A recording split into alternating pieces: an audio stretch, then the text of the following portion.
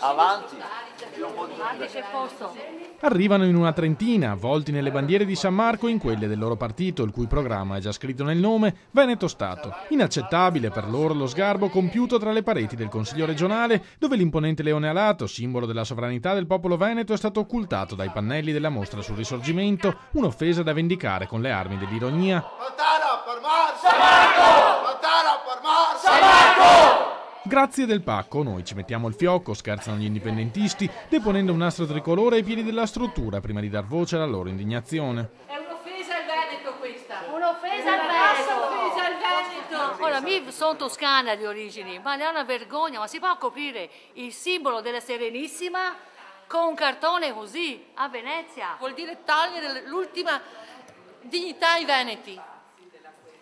Non sia accettabile. Soprattutto da un presidente che aveva detto Soprattutto prima dal governatore del Veneto. Un presidente che faccia fare i voti e andava a urlare come prima i veneti, se questa maniera di fare prima i veneti. Non ha nascosto Leone. E che ascolto il suo simbolo dentro e non che neanche adesso.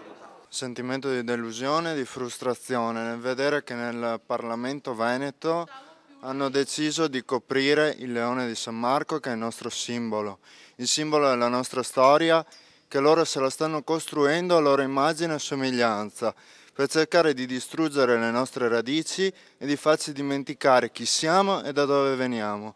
Questo è un delitto perpetrato dai nostri stessi governanti, da noi votati e da noi voluti. Mandiamoli tutti a casa.